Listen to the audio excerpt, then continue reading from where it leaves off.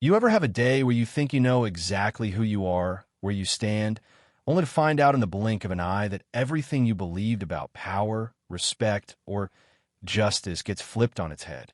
Yeah, that happened to Lucas Thomas the moment he stared into the cold eyes of an old woman and realized way too late that he'd just dragged a Supreme Court justice out of her car for driving while black, and the whole world was about to find out. Let me back up a sec. Because what really blew up that day wasn't just some routine traffic stop gone sideways, but the illusion that the law is always on the right side of the badge. Picture this. It's just before noon on a slow Tuesday, the kind where the city feels half asleep and even the streetlights are tired. Viola Martin, dignified as ever, is easing her silver sedan down a cracked old street. She knows like the back of her hand she could probably drive it blindfolded. You know what I mean? The bricks on the sidewalk still were scars from marches decades ago, and she's seen enough of both the good and the ugly to keep her guard up even when she looks calm. She isn't in a rush, never is. You don't need to hurry when you know exactly who you are. Out of nowhere, here comes this patrol car, lights off, just sliding up alongside her. Lucas, all crisp uniform and unearned swagger, clocks the old car, black driver, white neighborhood his brain, writes a story before he even sees her face. He flashes his blinker, signals her to pull over, and you can feel the script write itself in the air. She glances at him in her mirror run-bothered, but not surprised, like she's been here before, which, trust me, she has. The window slides down, and before Viola can even ask why she stopped, Lucas barks at her license and registration. No explanation, no courtesy, just the weight of someone who thinks the badge gives him the right to demand answers, not give them. She keeps her voice low, careful, asks what law she broke, but before the words are cold, he's ordering her out of the car, hands already itching for his weapon like she's a threat. That moment, you could feel the tension crackle, the kind that makes your teeth clench even if you're just watching from the sidewalk. She doesn't rush. She doesn't argue. She steps out, stands tall, and for a second, nobody moves.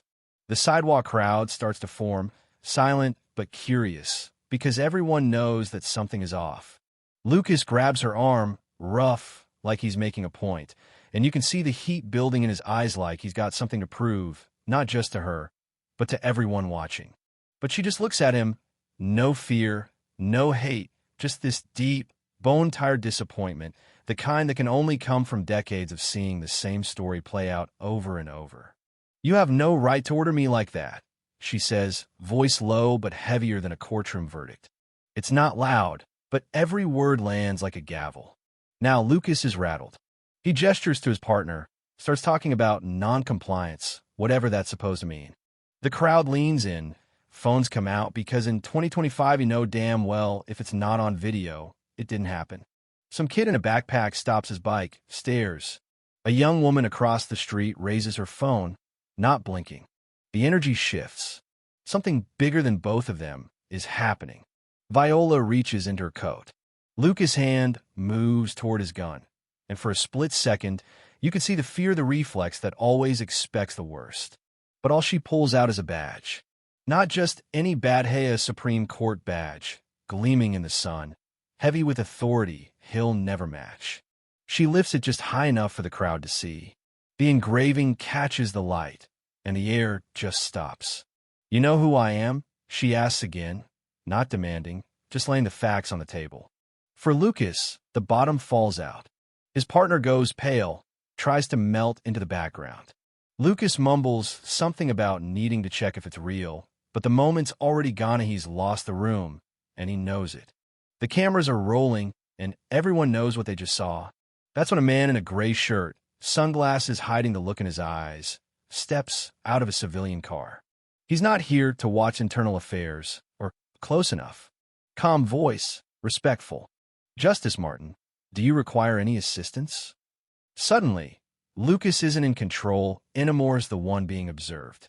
The officer in gray hands Viola his card, looks Lucas dead in the eye, and asks for a full report, due by the afternoon. You could cut the silence with a knife. The crowd doesn't cheer, doesn't Boothie just see him, really see him, for what he is and what he isn't. The story's out. And now, everyone's watching. That's when the dominoes start to fall. Within hours, clips hit social media.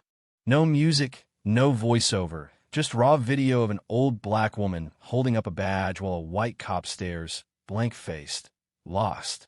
The comments hit first with confusion, then rage, then a sharp, aching question: what would have happened if she hadn't had that badge? How many times has this happened to people with no badge, no camera, no crowd? The story rolls out like wildfire. Hashtags trend justice for Viola. Accountability now, know her name. Marches start in front of the precinct, then City Hall, then outside the State House. Signs everywhere. We are watching. Justice is not a privilege.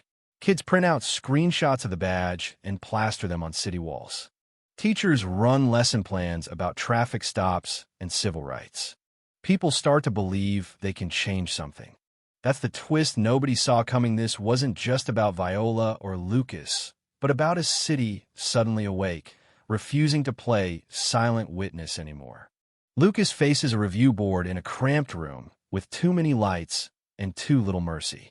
They read out the charges, the video plays, and witnesses line up to tell what they saw. No one yells. No one has to. The facts are louder than any accusation. Lucas says he felt threatened, but nobody buys it. Not after the video. Not after a lifetime of people being told their fear justifies someone else's pain. The board rules: permanent ban from law enforcement, mandatory training in social justice. Editorials ask, if she hadn't been a judge, would anyone have cared? The police chief steps out, announces sweeping reforms: body cams, oversight boards, new training, the works. Some older officers grumble about going too far. The younger ones? They start asking questions they'd never dared ask before. What if it were my mother? My neighbor? And still, Viola Martin never gives a speech, never takes a victory lap. She shows up for the verdict, stands straight, says quietly, "I just want to be treated as a citizen." She goes home, silent, her face everywhere, a reminder that sometimes the loudest revolution starts with someone who doesn't raise their voice at all. The city changes not overnight, but for good. Civic meetings double in size. Teens debate justice and power in classrooms. Old neighbors who never spoke now organize reading sessions on rights and responsibilities. The police force, once a fortress, slowly cracks open. Nobody claims it's perfect, but nobody forgets anymore either. So, let me ask you, is this justice or just a start?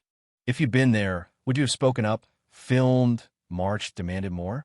Or would you have looked away? Because that's the real question, the one that keeps echoing through every meeting, every forum, every quiet, stubborn conversation in the city that finally woke up. If justice is ever going to mean something real, it can't just live in a badge or a bench. It's got to live in each of us, every time we choose to see, to speak, to stand still and force the world to look back. And now I want to hear from you. What do you think? Did this story go far enough? Was the verdict just, or was it just the beginning of a bigger fight? Is justice finally on the move? Or are we just getting started? Drop your thoughts, your stories, your questions below, because, this conversation isn't over. Not even close.